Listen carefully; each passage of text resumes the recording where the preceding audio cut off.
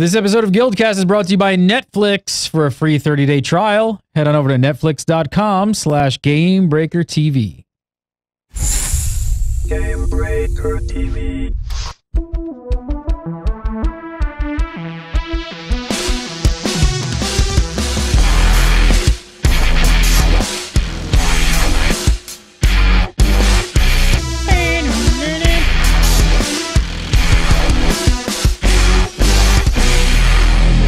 Bing bong, what's up everybody? Welcome to GuildCast, episode number 54. 54 for 2012, December 19th. Almost the end of the world. Almost Christmas, all that good stuff. Happy holidays, Interior, or at least in Lion's Arch. Black Lion chests get an overhaul and underwater combat is improved. All that and more, of course, your viewer questions. But first, the token chap, English chap, Scott Hawks. How are you? Bloke. No, I'm fine. He's a bloke. I'm far too lower class to be a chap. I'm too down market for chap. Don't underestimate. I'll call you a chap. You're a chap. You're a chap in my book. In my book, you're a chap. And of course, that does mean the like assless pants you're talking about. Chaps. Yeah, Those no. chaps. I've never associated with you chaps before, and now I can't not. No. Now I just have some vision of Scott in chaps. Show's over. All right, let's go. We're done. Everyone's From gonna go be sick. Massively.com, it's Elizabeth. How are ya? I'm doing well. How are you? And of course, from Gamebreaker.tv, Miss Richard Procopio. I'm currently wearing chaps, but you don't know that. Wow, me too. Obviously, It's a like, theme this week. Obviously, chaps are a little bit more popular than I actually thought. they're coming back in fashion. There's a lot of chafing going on this week, I'm telling you. I guess when the world ends and cars don't work, you need to go on horseback. You need chaps. I guess maybe that's what I should ask for Santa from Santa for Santa from Santa. Not for Santa. No, not for Santa either. All right, can we talk about WintersDay? How about that? To kicked off Friday, the 14th. But as I understand, somebody informed me here. I think there was a little bit of confusion about whether this was delayed or not. I started getting tweets like all over the place going, "It's delayed! It's delayed!" It wasn't Just actually because delayed people though. are stupid. What? No, it wasn't. It wasn't delayed at all. But people were just dumb in the fact that it didn't come out, at noon or whatever people were hoping it was, meant they thought it was delayed. It was cute because you'd have people in Lion's Arch map chat asking, "Is WintersDay here yet?" Well, you're in Lion's Arch. You will know when it arrives. Did was the Christmas confusion? vomit Was it all just- over Lion's Arch or no? Was it just the timing of it, or like what were people? It was just funny because there was tweets going out going, the event will launch today Pacific time. Like, is that roughly today Pacific time, or just don't be too specific there. Yeah, I think the problem stems from, we had all of these exact times for what's going to happen Saturday, Sunday, Monday, Tuesday, and they just said, the patch is going to land, WintersDay will land sometime on Friday, and they really meant sometime on Friday Pacific time. Before it turns to Saturday Pacific time, it will launch, and they took most of the day to actually launch it. So it created confusion. People got home from work Friday, they thought, hey, I'm going to jump into some WintersDay, and no, I'm going to wait a couple more hours. So that's what time did it actually legitimately go live? Like 5 or 6 Pacific. Yeah. So what do you guys think? I mean, first thing, Lion's Arch, pretty badass. I mean, crazy, nutty. Yeah. You Super guys, crazy. That's great. Give me some thoughts. You guys blown away or what? It looks very cold. The decorations are amazing. They did a pretty good job. Looks like a winter wonderland. They did a good job. gorgeous. Especially, the art direction looks Gorgeous. awesome. The music is fantastic. It's again, they keep nailing the whole immersion, which is just both the art direction and the set pieces with the music. It's great to log in. It's fun.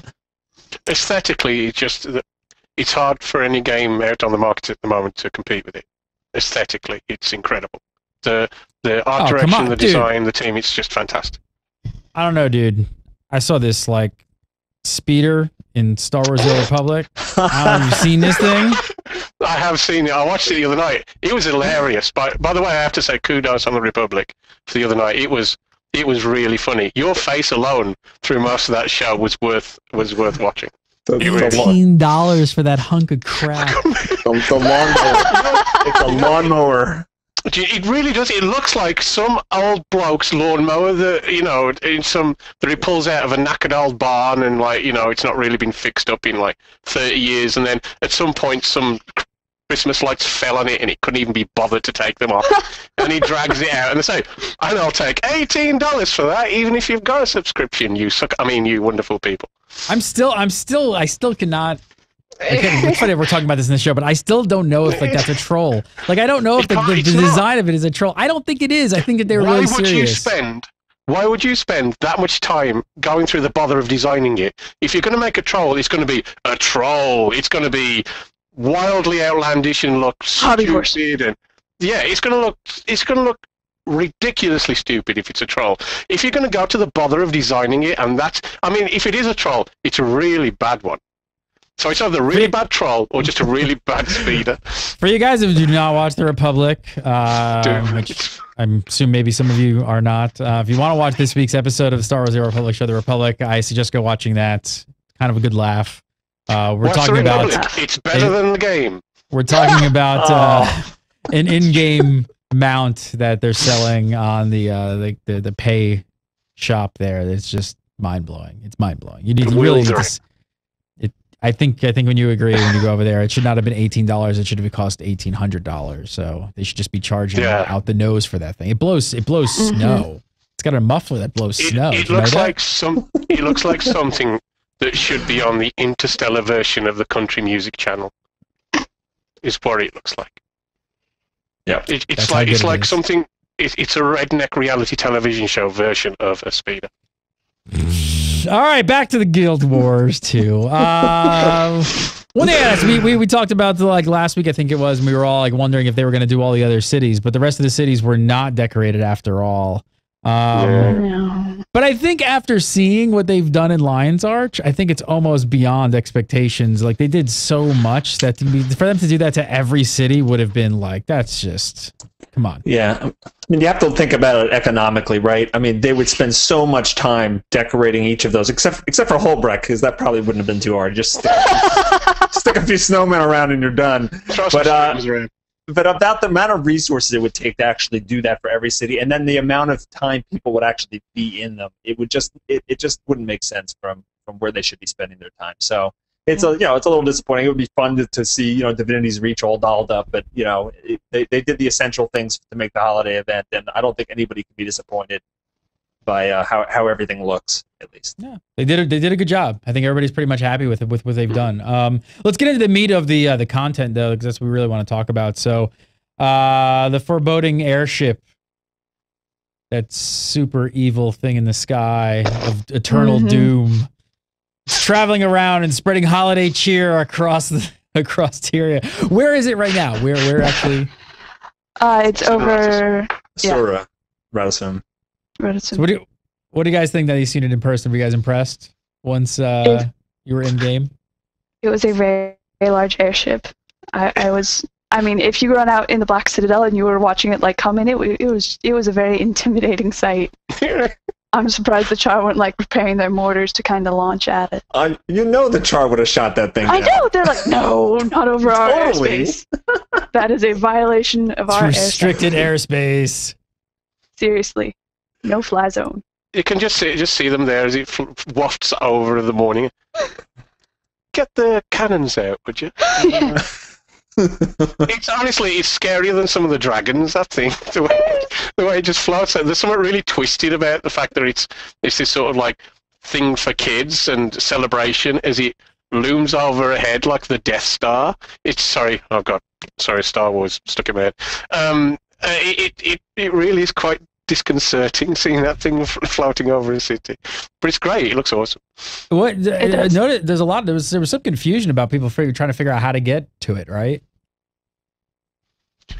I guess so. You just look on your map and look for where it's got. Yeah, you look for the door dungeon map. Yeah, that's all you need to do. It's not really. I saw people. It seemed like a lot of people were taking them a while to figure out how to get up to it. They had no idea.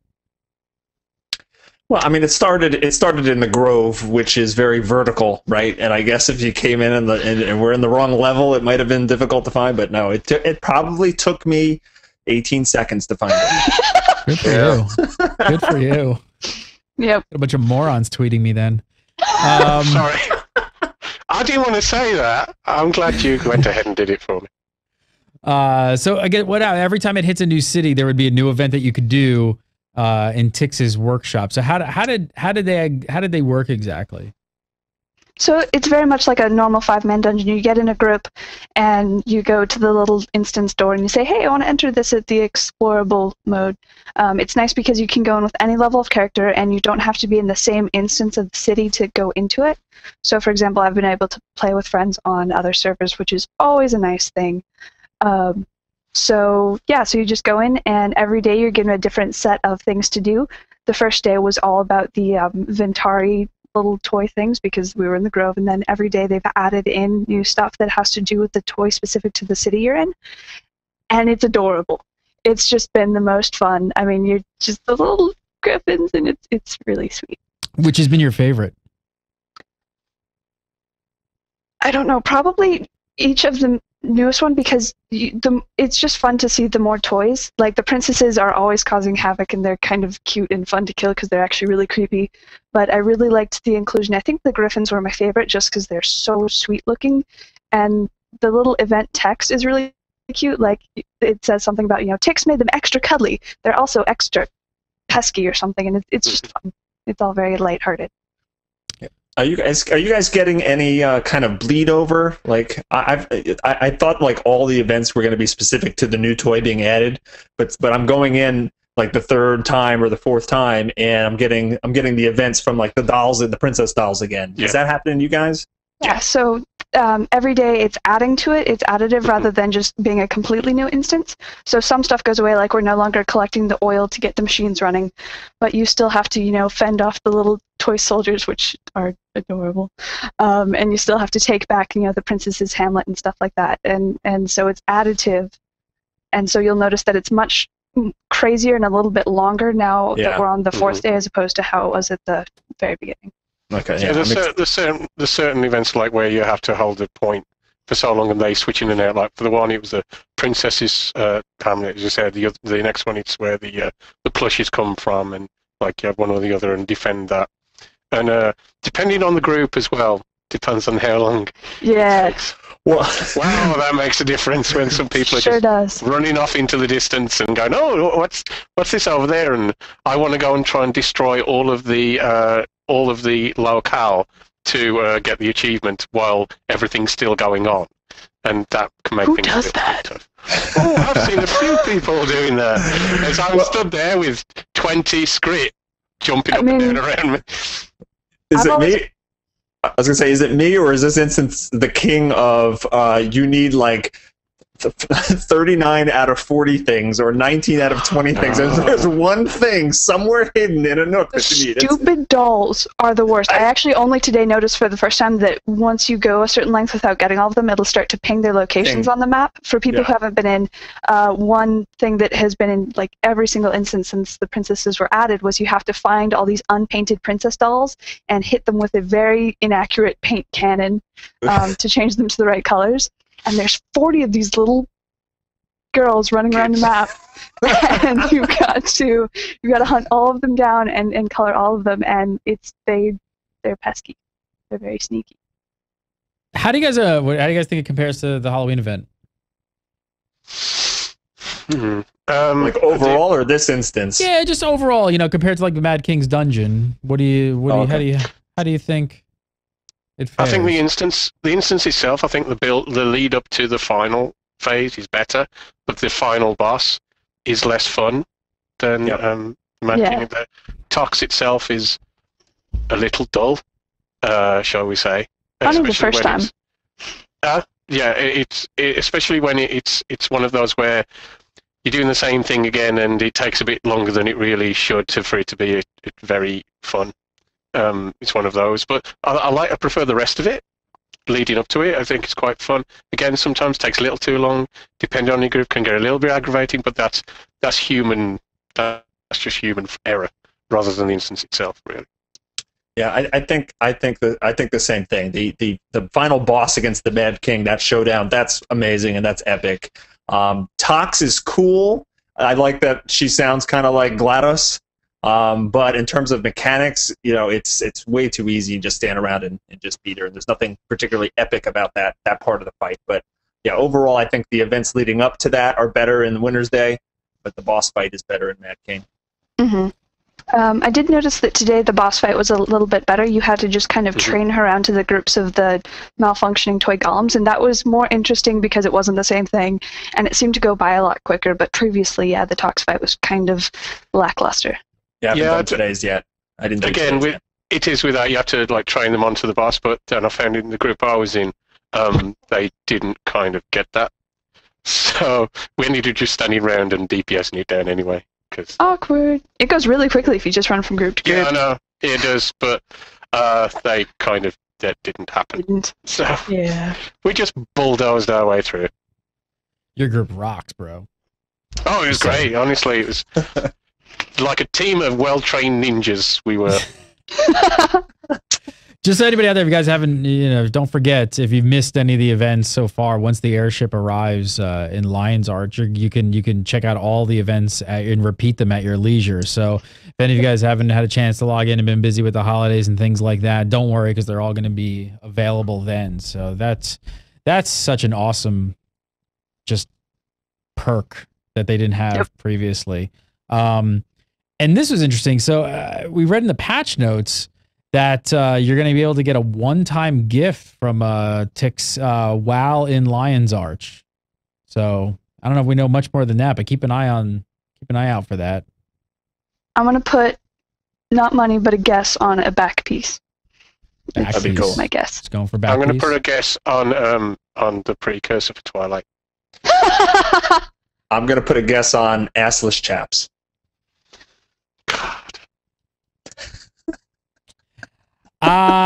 Speaking of gifts, raise your hand if you've taken a trip to the old gem store this WintersDay. Anybody? Hello? Hello? Hello? What are you guys spending your gems on? When I first got in, I dropped a few gems on some WintersDay boxes, and I planned to do that at the very beginning. So in the first 20 minutes of WintersDay, I made about 7 gold just from selling everything, because I figured I had 3 weeks to actually save stuff up the normal way. So I just sold everything while people were still willing to pay ridiculous prices for it. So I did that with a little bit of it, and then used those boxes also to get the little minis that you had to feed into the forge for the Quaggan mini. I like the Quaggan mini. You got that, and how many boxes? 20 boxes for the 3. Oh, you stink. Yeah, what on earth is our...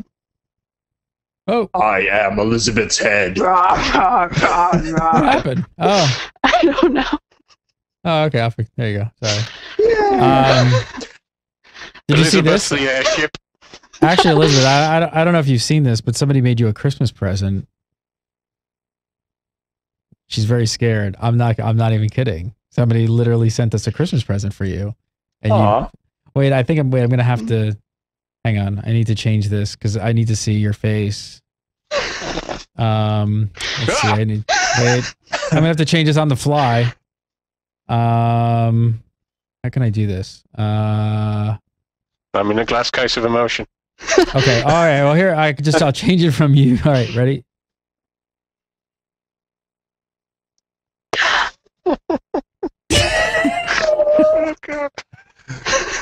That looks very Zealot made this as a Christmas present for you. It's you. It's you. Look. I love it. Thank you. Oh, thank you. That's so cute. Oh. That is totally how I would react to the presence of... Oh, that's just the you thought on the planet. You thought I was completely trolling you, didn't you? I had no idea what to expect. You were just completely afraid that I was going to troll you. Scott, you're bumped. Scott, you're bumped. Richie, these pants are rubbing on me anyway. I've got to change. Richie, what have you been spending your gems on? I bought 20 WintersDay mystery boxes and only got 2 mini pets, so I cannot create the Quaggan.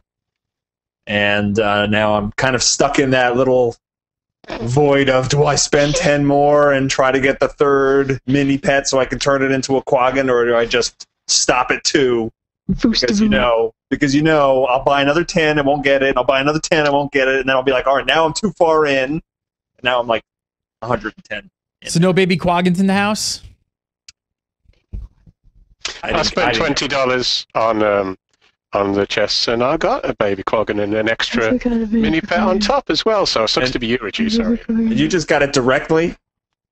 You didn't have to craft it, or you? I crafted it. I got four pets or 5. One of the out of those, and then I just traded 3 and got my baby quaggin. So they're so cute. Yeah, I don't know how I feel about some of them only being available. Like the fact that they're account bound kind of hurts it a little bit, because you can buy all of these chests, right? And you can get double. You know, you can actually go over.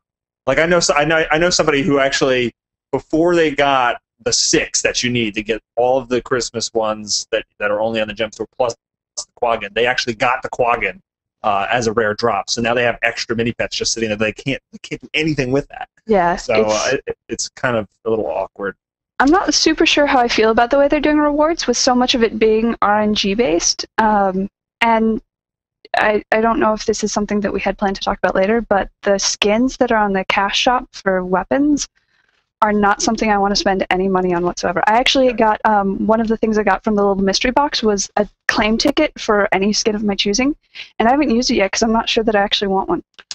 I totally agree with you. I was so excited that they were going to have the weapons for direct purchase, right? Because Halloween, they had a lot of cool skins that you had to do the random chest for, and I never got any. And I looked at all of those, and I was like, yeah, I don't really want like gingerbread wooden type stuff. What even motif is that? It's gingerbread wooden. I don't know. Yeah, Gingerbread wooden. Someone in Triple B was like, yay, and linked it, and I was like, oh, and previewed it, and oh, yeah, that sucks. Hey, there's always gonna be some missteps, I guess, here and there, right? Yeah. At least they didn't a speeder bike with some bad lights on it from like 1960. Truly. I turned my hammer into a candy cane. I'm happy. Yeah, absolutely. If it had been a twig that had been found in the woods, it would have been better than that. But I was really ready to give them my money. If you really want to go for the whole nutcracker sweet look, then I'm sure it's fun. But me being one of those pesky bloke types, that all passes over my head. So yeah. All right, more to talk about. So snowball fights. I think everybody's having fun with those. Just nice little addition. But tell me about how did the bell choir mini event? How did that work? It's cooperative Guitar Hero.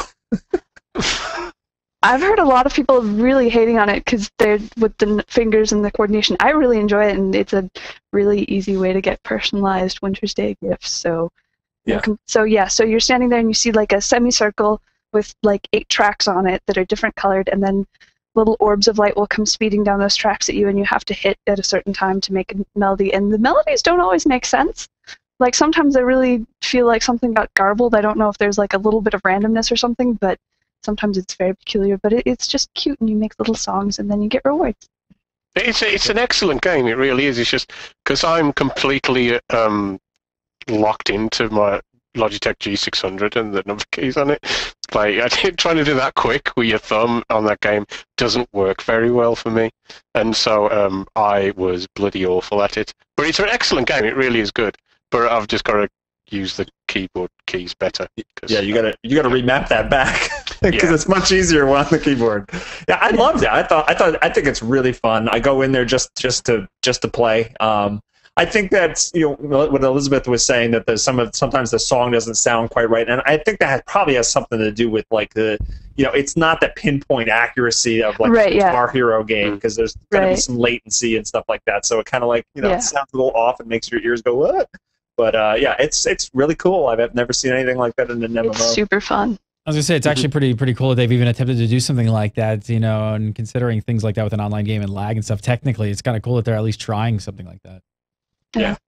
What about the dreaded jumping puzzle? So was it as bad as the clock tower? No. No. Still really fun. Yeah, it's a great laugh actually, and the just the look of it when you first get in, I think it's actually even better than the clock tower one. It looks spectacular. As you're just standing there waiting for it. It's not actually that much of a bind having to wait for the next go round. But I didn't for the first clock tower. I probably got about as much time as I have this time around to have a go at it, which wasn't much. But I cleared this jump one pretty straightforward. The only really frustrating part was when I missed the very last jump from the last box into the finish. I actually slipped off the edge. That's so bad. My wife was sitting on the other side of the room, wondering why my arms were flailing around in a bad manner, and I was cursing in silence because my daughter was in the room. But no, it's really fun. But it's not difficult at all. It's certainly they've turned the difficulty down a lot since the clock tower. Why do you think that? Do you think the clock tower was just overtuned, or what do you guys think? Well, I think it was just designed differently, right? The clock tower was supposed to be just this hellish experience for only, a very small percentage of the people to get through, and the rewards, matched it. They give you a pair of exotic level boots. This is meant to kind of be something you can actually accomplish every single day, and you get, you get a gulp of karma or some sort of karma, and then some Winter's Day gifts. But you can actually go back each day, and and that chest refills, and it's more. I think it's just more fun. It's meant to be seen by a broader audience, and they did make some improvements that I love. I love the fact that you can watch other people as they're going through it, right? So you can kind of cheer them on or root for them to fail. I like that you could throw snowballs at other people to vent your frustration while you wait, and you can also they separate you at the start into 3 random paths. So really, you're not having like 10 to 15 people all trying to start at the same spot. You maybe only have like 2 to 5 people. And for a Norn like me who was always getting insults thrown at them, this was definitely a blessing. And rightly so. Less people are mad at me this time. No, I'm sorry. Some of those platforms, those snowflake platforms, are like 2 feet wide. And if you've got a great lumbering big Norn standing on it, like I can't even bloody see it. The trick is to just be faster than the Norn. But they're quite nimble for big fellas. Liz, I mean, I'm watching chat room while you're talking about this, and I'm seeing a lot of people say it's way too easy. They're just feeling like it's much too easy. Now, I don't know if it's like, maybe the crowd watching this show is a bit more of a better player and a little more hardcore, and maybe the average person couldn't even get near doing clock tower. I feel like it's a Goldilocks sort of thing where for some people it's going to be just right. I thought that it was a really good balance because it's something that is approachable and pretty much everyone should be able to master. But because it's still got the timing elements and a little bit of randomness at the presence, unless you go up this one that I always jump up a row of. So there's still a little bit of randomness and a little bit of timing element to make sure that people have to keep moving along. It's not like you can take your sweet time with it. But I feel like given that, it's easy enough for everybody to beat, which I feel is something that, as much as I liked the Mad King's Clock Tower, a lot of people were very unhappy that they couldn't experience all the content. Yeah. I mean, just personally, after finishing, just after finishing it, I didn't get that same sense of satisfaction as the Clock Tower by any means. And I know a couple people who did it on their second try. Like, I think it took me like 35 tries or so. So a couple people did it their second try. So it's certainly much simpler. So I think it's up to the individual person. If somebody was really looking forward to that really nasty challenge again and loved that about the Clock Tower, then this could be a little bit disappointing. But there are certainly, thousands of players who never ever got through the Clock Tower that are able to at least get through this and get happy and be like, "Woo, I did it!" So, yeah. I think was it the follow-up after the event that it was disclosed, or I think was it about 3%? Yeah, he was estimating that 5% would make it. Well, actually, players who did complete it was like, I think it was like 3 to 4%, something like that. So it's obvious that they want more people to finish it, so it's not as frustrating. But also that first in the Halloween jumping puzzle set expectations a bit, I think. So when people first came to this jumping puzzle, they were expecting something that was going to be really difficult, and then when it wasn't, it seems too easy. So that those expectations were set, and that's why I think it's a little off balance. But it's just a bit of fun is the main thing for it. The first one was a real challenge, and you got maybe rewards that are appropriate for that. Whereas this one, you're not going to jump in and get exotics all day long. So that's why maybe people are a little miffed. All right, moving on next. It must be Wednesday, because we've got patch notes. Patch notes to go over. So first up, bags of gold and gems have been renamed to bags of coins and bags of jewels. They're no longer bags of lies. Yeah, they're not bags of lies anymore. Bags of lies. Bags of lies and disappointment. So confusion, So silly. anger averted. Yep. Yes. Black Lion chests have seen some significant changes. We talked about these last week being fairly worthless. What do you guys think now? I mean, now it looks like the permanent bank access, vendor and trading post items now drop twice as much. They're still rares, but they're increasing. And now they can be traded before their first use. That's a big change. I think great change. We can agree. Yeah. What kind of prices are you guys seeing for these things on the trading post? 320 for what was it? It was write it down. 325 for the trading post, 360 for the bank access, and the other one wasn't actually up. And I saw some like buy orders for like 700 on it for it. So it's going. If you get one of those and you want to convert it into gold quick, you're gonna make a pretty penny. Although right now you're honestly probably going to make more just buying gems than straight up converting them, because that's guaranteed at the moment. And at a pretty good rate. I traded in 500 gems when I was done because there were no weapon skins I wanted to buy, and I got like 7 gold for it. So it's been pretty good this week. So they're a little bit nicer now. I had 2 keys that I had been kind of waiting on to see, when an update hit, and I opened those and got absolutely nothing worthwhile. But it was only 2 keys, so I wasn't really expecting to get, 2 amazing drops out of it. One thing I did get was the little guild discovery or something that gives you 50 extra points to influence or whatever, which was, 1 karma banner or whatever you need. So that was nice, but they're still not amazing. I don't know. I didn't feel compelled to like go out and buy 100 keys. No, I felt compelled to use the keys I had, but Exactly. I didn't feel compelled to buy anymore. Now is the time to use your keys, because I don't think they're going to make any big changes to it in the near future. So if you've been saving them, I would use them now and hope you hit a home run and get one of those permanent bank accesses and make yourself a whole lot of gold. But other than that, yeah, I'm not feeling the compulsion to buy those, because I have another compulsion to buy the stupid WintersDay ones. The power of keys compel you. The power of keys compel you. If you get 30 of those, you could buy a Twilight. Sorry, I'm a little bit miffed about that. You can buy Twilight on the trading post for 9,500 gold. You're a little angry about that, aren't you? I am a little angry about that. I don't like the idea that you can just buy it. Don't feel angry.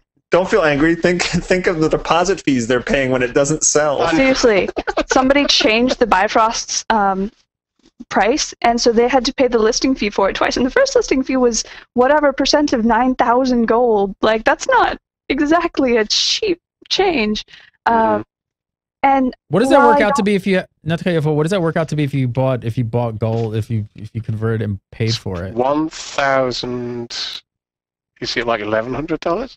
Something like that. So it's not exactly buy to win at this point, unless you're really willing to dump a lot of money. I said earlier, you talked ages ago about the ultimate sparkle pony. There it is. Like something there that is a sort of like cosmetic item that would cost like $1,000. Do you not think how long has it been on the market? You don't think somebody's gonna buy it? Just a couple days. They just started to put them up there. I think somebody will buy it for $1,000. I think it's possible. I think it's possible. How many days do we have on that? They're listed indefinitely. Yeah, there's no defined. We got to keep an eye on that.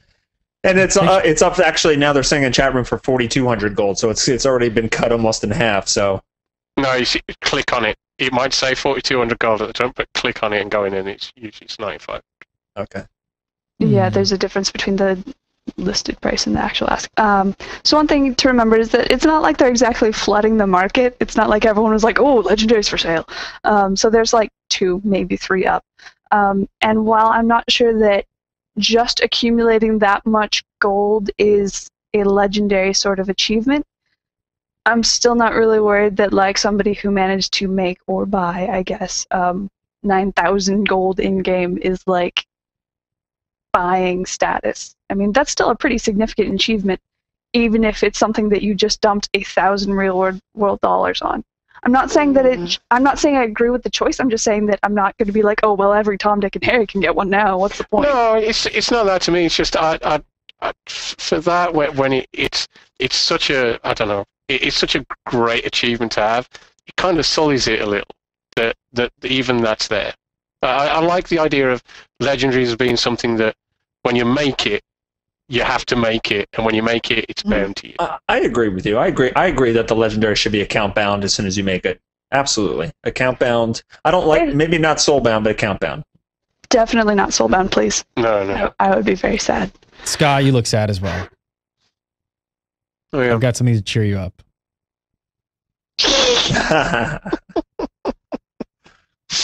I knew that would cheer you up. Also, the drop rate for those stupid tonics that turn you into animals has been reduced from 100% to 25%. Please tell me none of you are unhappy with this change. No. Okay. Nope. All good. So the drop rate now is the same drop rate as the heavy bag of coins or an unidentified die or a guild influence item, I guess. So basically, if you get a tonic instead of one of those items, I guess basically that's your time to rage and swear in chat. Yay! I got another tonic. Opening them, you definitely get more of a variety of things now. That's for sure. It's not that any one of those things are amazing, but you will get more than just mystery tonics. Yeah. If you like tonics, it's just marvelous for you, and I bet you're both very happy. What's all your opinions on the disparity, like on the heavy bags of coin? So they can range anywhere from 80 copper to 1 gold, 50 silver. I mean, that's like terrible. Does anybody really? Do you care? I don't mind it for this reason: is that it means that when you do get a good one, that's great. It's better than it just being 50 silver across the board because you just know what you're going to get. It's another one of those things where to get something you're really pleased with, you got to have the chance to get something you're not happy about. And that's just game logic, is that if you know what you're going to get every time, you don't get that sort of, not a sense of achievement, but just that little thrill of getting something better than you might have expected.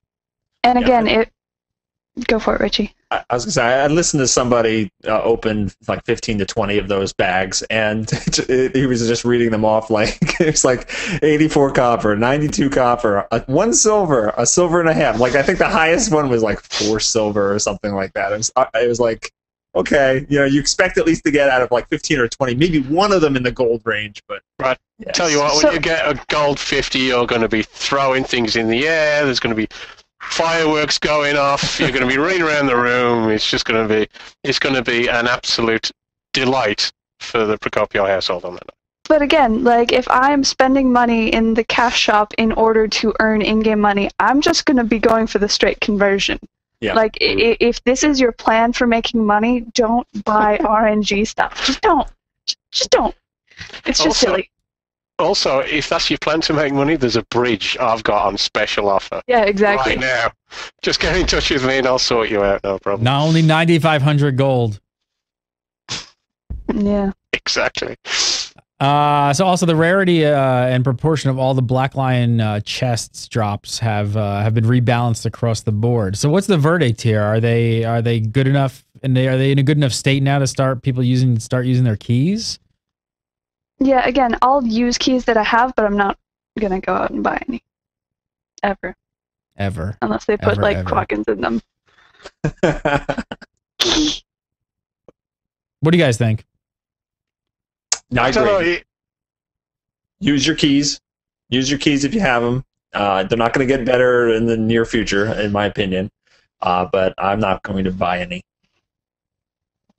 Nope. No, it's just like, it's better now, the drops are more, but that's like saying, well, at the moment, it feels like, well, you got twice as much chance of winning the state lottery. So that's only 26 million to 1.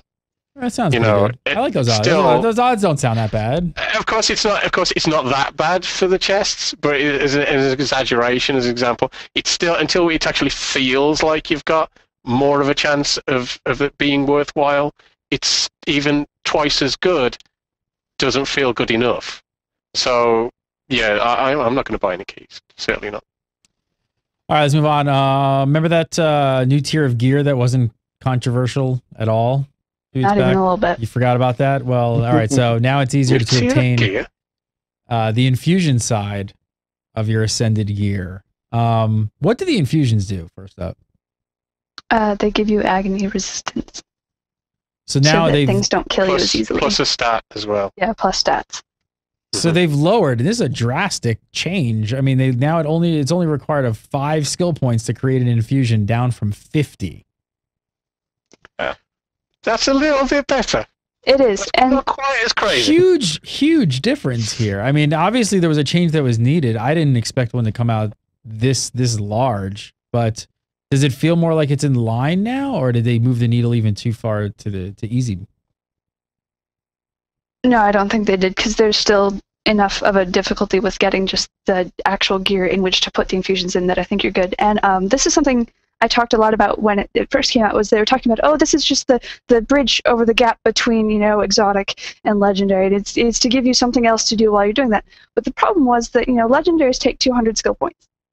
And so if you're spending 50 skill points on something that's a back piece that is to bridge the gap, all you're doing is actually setting yourself back. So it's to the point where between the amount of exotics it takes and the amount of skill points and other things, people were just saying, okay, well, either I'm going to get ascended items or I'm going to save up for legendaries, because you couldn't do both at the same time without counteracting yourself. So I think this is a much more sensible approach.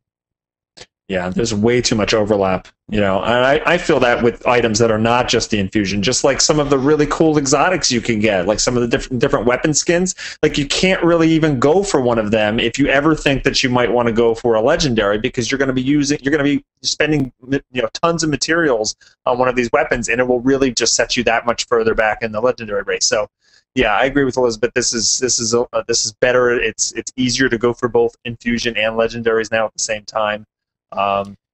But yeah, they're very difficult. They're very difficult to acquire any of these infusions or ascended pieces. It's quite a bit. And the sort of extreme nature that it was before this adds even more emphasis on ascended items, which we really don't need right now, to make ascended items seem even more important than they are. Just adds to this idea of, look, it's a new tier and it's so much better because you've got to put so much more time into it. And it's so backing down off that sort of match, I think, makes a lot of sense, both in the comparison with it to legendaries, but also in, let's try not to make these things into the most important, incredibly important thing in the game when it comes to gear, outside of just looking. So ratcheting that back a bit, I think, is smart for a number of reasons. On top of that, they're also going to reduce the drop rate of the passion flowers. I think that's doubled. The quantity of powerful blood, vicious fangs, and the elaborate totems obtained from containers have increased as well. So all the components in creating infusions, so significantly easier and significantly cheaper to make now. Mm-hmm. Sounds like a much needed. Yeah, change. And that's something in the big AMA they did a week or two ago. They talked about, hey, we understand that it's really not in line with what it should be right now. We're going to fix it, and now they have. Keep bridging the gear gap, ArenaNet. All right, moving on. Skill bars are now locked in tournament PvP play. Interesting one, meaning so people can't switch skills and weapons around in between fights. What do you think? Is this a good change for competitive play? Because I can see arguments on both sides of the fence for this one. And there are. There definitely are. I mean, because on one side you've got like, okay, well, it locks it down and kind of, takes away an edge. But then you've got other people on the other side of the coin that might actually building their spec around something like this, and they might actually like turn it into their play style, and now they can't do that. So it's an interesting change. What you sort of hardcore would say was before they showed their skill by being able to select from a large variety for what was coming up, and it shows their like wide knowledge. Whereas now you say, well, you need to be more focused on a particular build and a particular set to take in with you.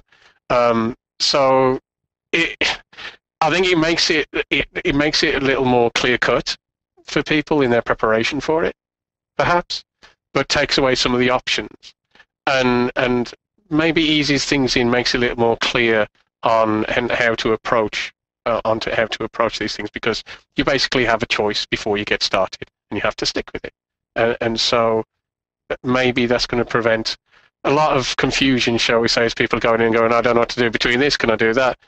I don't know. It's, as I said, I think it can work either way. I think it makes sense in one way, but also it can feel limiting to some people in another. So we'll have to see how it plays out. Yep. Yeah, I don't do a lot of structured PvP, but you could definitely see that there's people that are saying that, hey, this is how I differentiated myself. I put a lot of time into being able to know, all right, how do I get out of combat? How do I, to really quickly switch the utility skills that I'm going to need to do certain things in this situation or against this particular, opponent or enemy or something like that. And this, so some people are kind of upset that this kind of lowers the skill ceiling. But others, do you view that? What do you think, Rich? And what's your opinion? Because some people, I'm watching chat room again just to see what people are talking about. Some people are sort of saying like, why would you take some of the skill out of it? Like, shouldn't you raise the skill bar and almost, I don't know. ArenaNet actually used the word cheese. They actually called this, he considered it cheese, which it's kind of interesting because also, and then the flip side also is like, why if it's cheese, then why is it okay outside of tournaments? Like, why not make this a permanent change?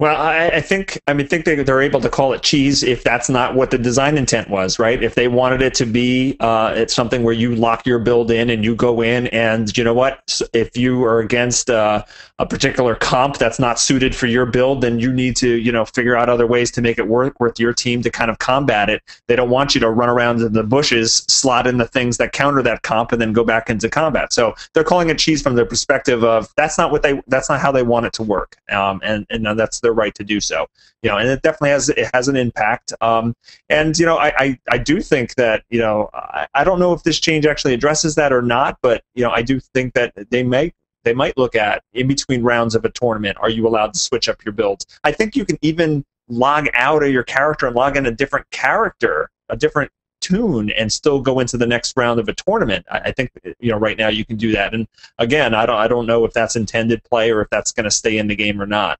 It's interesting that this whole thing is gonna. I think we're gonna get a lot of feedback on this over the next few weeks. Elementalist, I choose you.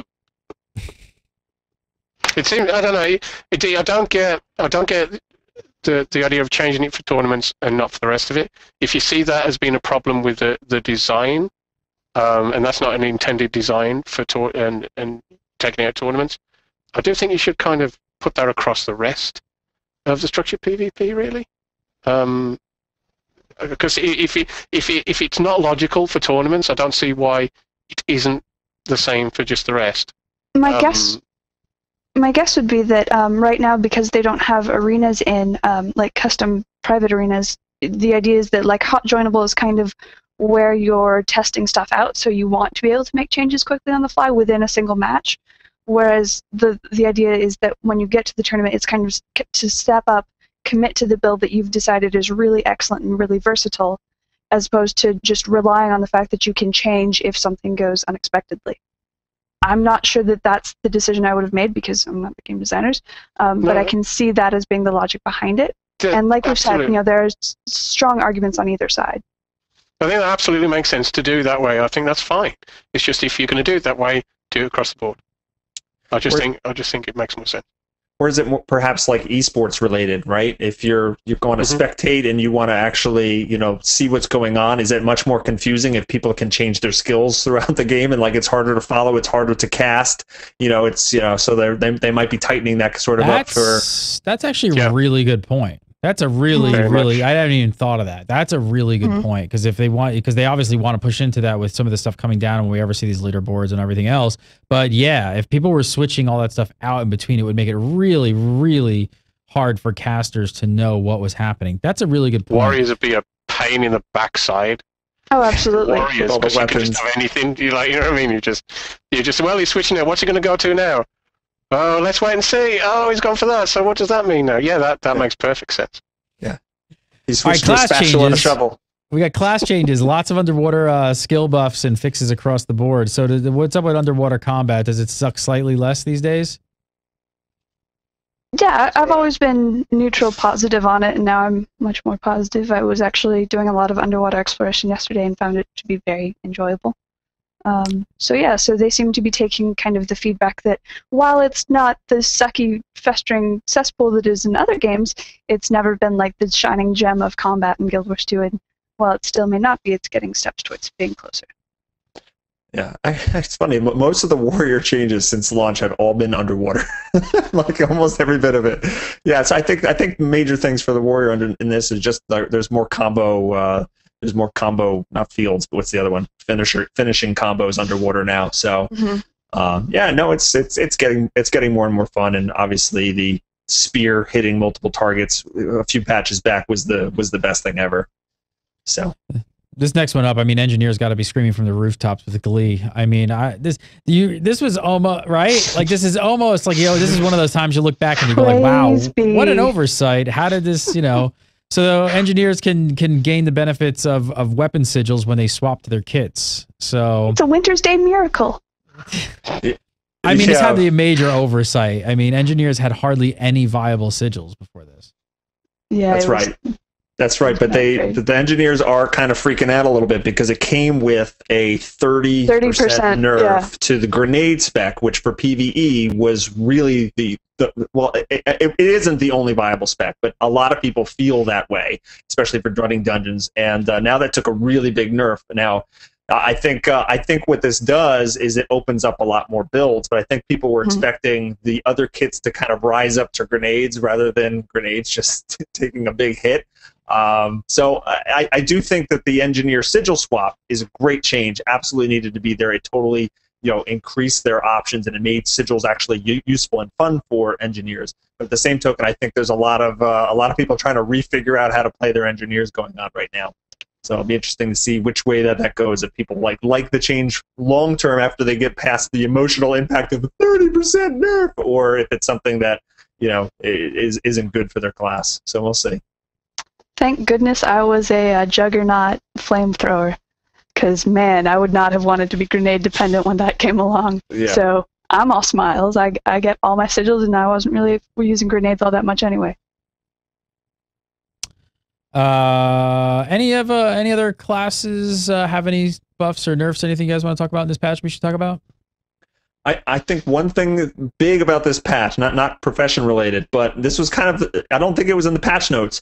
They added more things to the collections tab. Yeah. That was the single biggest surprise and amazing thing ever. It was beautiful. I got like 30 spots in my bank back because it was so gorgeous. And it's great because you think on the one hand that they wouldn't be incentivized to do this, right? Because the more things they make you hold, the more bank tabs you're going to open up, and the more more bag slots you're going to buy. And they just did this Christmas gift to us. It was so good. It was so good. And thank you, ArenaNet. Including even the current holiday crafting materials. Which the first day I go in and I pick up some like snowflakes or whatever, and I'm trying to empty my bag, and they vanish, and I went, "Whoa! Yes! I haven't got 8 bloody spots taken up by random crap that drops." Oh god, yeah, that's such an improvement to get rid of the holiday stuff. No longer do I have candy corn still sitting in my bag. Yeah. So that was gorgeous. Yeah, that's great. All right. There's a public service announcement here for all of you. Armor previewing outside of your own class has been temporarily disabled while they work on improving the system. No need to freak out. Temporarily. But so all I can hope though right now is that maybe we're going to get the ability to preview on the trading post. Please. Oh, please. I'm hoping that's the improvement here. Maybe. Because then I can sit right-clicking on that Twilight for 5 hours looking at it and going, I want it so much. That's what I would do, yes. And I could look through all the pants and find the chaps I want. Yeah. By the way, is guesting here yet? No? No. I was just checking. Maybe I'll have a drink. Our producer actually doesn't want ArenaNet to put this in the game now, so we can just have a running joke like we do on the Star Wars show with chat bubbles. It's like it's been the longest joke ever. It'll just be guesting. So, balls in your court, ArenaNet. I want it so badly. All right, let's do some viewer questions. Really quick, I want to tell you about it, guys. Well, first of all, actually, I should tell you about this, about a great deal. If you guys are watching this live, it's only today. So if you're watching this on the download, you may miss this deal. But right now, literally today, one day only, Storm Legion's on sale. One day, right now, today, Wednesday. This is Wednesday. Wait, is right? it today or because I'm not sure I understand? It's Wednesday, right? Tomorrow? No. Is Wednesday, it today? Oh. Was it Tuesday? No. Was that when the sale was? No, It's the today. sale is today. It's right now, live. People watching the live It's the stream of Wednesday this. before Christmas. So is It it today is- PST or today? It's today PST. Let's get Okay. that straight. Wait, which game is this? It's not today EST. It's today PST. Let's get You that right. got now. it. You got it, chap. But one day is 25% off one day on all the editions of Rift Storm Legion. So right now the standard edition for current players is $30. Brand new player, it's only $37.49. If you want the Infinity Edition, it's got a bunch of really good perks there, $45 or $250. So save you some money there. But if you missed the sale, bunch of other cool stuff coming up. What do they got? There's something else. The subscriber bonus is coming from December 24th through the 1st. Lots of stuff coming up there. If you guys have not checked it out, make sure you go over to stormlegion.com or riftgame.com and look at all this stuff that's in Storm Legion. Great expansion. If you guys have been following, I've been playing it a ton. And actually, I don't know if you three have checked it out, but you should. We've been doing I joked about Yes. I joked about how much I love Dimensions, and I talked about how cool would it be to do Rift Cribs, and then so many people tweeted at us. I was like, all right, we'll do like a couple episodes. We'll see. It's hard to put together. But anyway, go check it out on Gamebreaker.tv. We do something called Tuesday's Top Dimensions, where I go into Rift, I pull out 2 dimensions, which is the player housing that people build, and make a cool video about it, and then you guys get to vote on who you think is going to be the winner. So that's up right now. We just did the second episode yesterday, which was Tuesday. So Tuesday's Top Dimensions, check that out.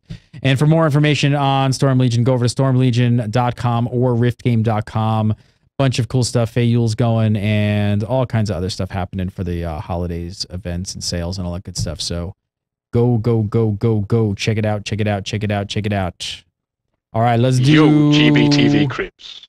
Yeah. You know what's really funny? You want to know something? So there's a version. I should put it out after the fact. So, because we went through a few iterations of what that was going to be, and I was like, wow, Rift Cribs, that'd be kind of cool. So I did this one with a voiceover, and it was all like, yo, what's up, GBTV? Check out my crib, and I totally did it all in character, and it was like all Yo, like GBTV Cribs. it was Honestly. all hip hopped up, and I just watched it. And I was like, this doesn't work. There's This something hurts. This hurts badly. maybe, but you know what? Maybe I'll put. We didn't finish the entire episode like that, so it's not fully done. But maybe blooper reel.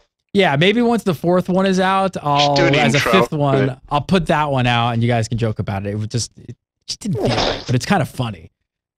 I pitched my voice down a little bit too, so you couldn't really tell it was me, and it kind of sounded a little bit like Darnell's. It was like, yo, what's up, GBTV? See, I wish I Darnell had could it in front of totally me. get away with doing that. I wish I had it. I would play it right now because it'd be kind of funny. I don't know. Maybe I'll watch some of that. How about this? Watch all the shows on Gamebreaker TV, and maybe I'll play it on a different show this week. You should have Darnell host. Oh, that'd be great. Maybe. All right, so let's do. We will validate parking. Yes. 1 hour free, then we start charging. All right, so next up, this week we asked the community what they thought of Winter's Day. We figured we'd see what everybody was saying. So first up, Bryant Zitlau said, I am enjoying it, but I feel like beyond the minigames, if there was more winter-related events throughout the world, it would really give the feeling of Winter's Day as a world holiday. The random fits of snow and presents does not do it justice. What do you think, Brian? You think Brian's got a point here? Do you think that he actually? I mean, they did knock it out of the park with what they did do, as far as like. But do you think that they does it just not feel like it's enough? No. I think one thing that they're trying to balance is that for everyone who's like, no, cover the entire world in snow and have it be one big, huge festival, there's someone who's like, I don't want this immersion breaking crap. What is this? Why is there snow and Lion's Arch? I came in here to do business. Like, there are people who are legitimately like, do not want anything to do with that. So it's nice to have kind of a separation where these are places you can go, and if you go out in the world, you have a chance to see presents or build magic snowmen. But for the most part, in the world, you're pretty much safe from WintersDay. So I feel like there needed to be a separation somewhere just so that you can play the game normally if you want to. Yeah, I think. Go ahead. I could just see, like, Zaitan surrounded by snowmen going, oh, bloody hell, what's this? What am I to deal with all this now? Fighting your way through throwing your way through Arar and all of its horror. Oh, look, it's got lovely little princess dolls. Yeah, we need to airlift the princesses into Ore because they would do a wonderful job there. They'd be like, this is just not right. We need to clean this place up. Princesses can't live here, and it'd be done. Zaitan would be handled. Yeah. I think this feedback's coming a little bit from the Mad King patch, because they did have a lot of things focused in Lion's Arch for that, but they were also like the investigation quest lines that brought you out in the world, the candy cane mining nodes, the haunted doors, and there are a few things you can do with WintersDay, but it's not as much. I'm not disappointed by it, and I think Elizabeth brings up a good point that you want to be able to escape certain things like this. Not everybody likes WintersDay, but I'm not disappointed by it, but I could see where the feedback comes from. Yeah, I could see it being cool having some other small events in some of the starter areas around those cities. I think that would be nice. But I want the world on a stick, and I want it now. For what we've got, I think it's pretty damn impressive. I want it now. Want it now. I want it now. I want to go to games everywhere. All right, next up from Mathis D. Mathis says, pretty nice event so far with an amazing PvP map, very good winter-themed dungeons, and a tricky jumping puzzle. Only minus so far, the incredibly low drop rate of mini-pets out off the mystery WintersDay boxes from the Blackline trading post. What do you guys think? Agree? I've got 1 in 4. So that's not really that bad, but That's of course the bad. RNG means somewhere out there somebody's got a 1 in 50, and they want to slam their head against their desk on a repeated basis. So that's the problem. It's the RNG factor. It really makes it problematic for some people, and for lucky people like me, it's not really too much of a problem. Yep. Yeah, I know somebody who wanted to make sure they got all 3 of the WintersDay chest minis plus the Quaggan, and it took them 110 boxes, and that's what, and they did that, and they got them all, and they're happy with it. But that's a lot, and here I am at 20. That's painful, and I need 1 more, and I'm so afraid of dropping that money, so that and not getting it. So it is a little bit disappointing. But on the other token, and I did a chat bubble episode about it today. They've got to be making money hand over fist by making it a random number. Yeah, thing. but so they have to balance this between customer satisfaction and the RNG, and I think their way of rotating which items go into this chest. Sometimes it's going to be the skins, sometimes it'll be the mini pets. Maybe that's what they're doing with that. But yeah, I don't like it being so random. I'd like there to be other ways to get those mini pets besides just opening those chests. He spent how much? $110 because it's no 100. He opened 110 chests. Yeah, but it's so it was it's $10 for 10 chests. 10 chests, yeah. Okay, so it's less than that. No. Math under pressure. Math is hard. He opened 110 chests, yeah? Yes. $10 for 10. Oh, yeah. So it is. So it is 100. so I was right the 100. first time. Yeah, I was right. $100. Don't you make me doubt myself. But you were wrong the second time. Only. I was right. Dang it. That's 110. Yes. Yes. It's a lot of money. It's a lot of money for four mini pets. Oh, that's heartbreaking. I'm looking at people in chat. I'm seeing 60. I'm seeing somebody said 109. Sypho 100 opened. 10 and got 3. Do you remember when people were worried about if they'd make enough money off the cash shop? Oh, those crazy innocent days. Yeah, I think they're going to do okay. I think the individual is fessing up in chat room who did it. All right, Sorry, last up this buddy. week from Matthew Riddle. Matthew says, I really enjoyed Halloween's Maze Continuous Dungeon, where everyone could play together and farm monsters. For Winter's Day, I group with 4 random strangers for 10 minutes and then come back the next day to do it again. Not as fun. What do you guys think? You guys agree? I'm really hoping that Toypocalypse solves this because we know it's a hot joinable sort of thing.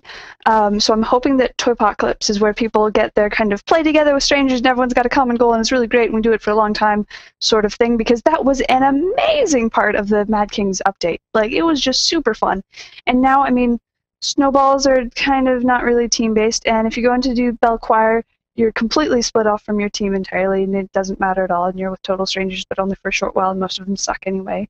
And so it's a lot of very small instance or separated content, so I'm really hoping that Toypocalypse solves that. Toypocalypse. I don't really like the term hot join. I don't know why. It kind of makes me a little uncomfortable. It's kind of like hot mess. I don't know what it is. Just something about it.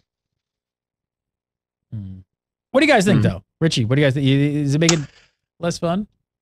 No, I kind of agree. I kind of the Halloween maze was kind of like this just fun thing that was just ongoing. And right now, so far in the Winter's Day event, I've been logging in basically to do my daily, right? Because that's basically what it is. Oh, the airship's over a new town. I got to log in. I got to do that 5-man. Now I've still been doing that with friends, and it's fun. But there's not something that you just want to stay in and continue doing for long periods of time. So, I think Elizabeth's right. The Toypocalypse is something we haven't seen yet. I think that goes live tomorrow, right? Yes. 20th? Yeah. So tomorrow we'll be able to see that, and we're gonna fight waves and waves of malfunctioning toys, and hopefully that fills the slot that the Halloween maze slot for us. Maybe that'll fill that capacity. Toypocalypse. Now. Toypocalypse. Big fat Marlon Brando at the end of it. Scott Hawks, editor-in-chief over at Zam.com. Follow him on the Twitter at Jarimor, Jarimor. Of course, go over to Zam.com. Zam Official on the YouTube. Wowhead. Guildhead. Lol King. Lol King. Yeah. You guys are killing All it, that Lol stuff. King. All that stuff. Oh, that's awesome. Can't name them all. Elizabeth Clare, massively.com. Follow her on the Twitter at Elizabeth with an X Claire. And of course, go over to Massively and read all her great stuff over there. And Mr. Richie Procopio, Mr. Bog Otter. Go to his YouTube channel, Bog Otter. Come over to Gamebreaker.tv. Check out all his Guild Wars 2 coverage. And follow him on Twitter at Richie Procopio. You can follow me at Gary Gannon. You can follow Gamebreaker TV at Gamebreaker TV. And we do the show live every single Wednesday at 6 PST. So come on over. If you haven't seen the live show, come on over. It's getting almost like Christmas time. We will have a show next week. I think on the 26th. Wednesday, same bat time, same bat channel. So have a great holiday. Because when we see you, it'll be after Christmas. Have a great holiday, everybody. It'll be over. Yeah, guys, have a great holiday. You too. Yeah, have a great one. Everybody. It's been a fun year. Yeah. Cheers, everybody. Toypocalypse. It's all very scary.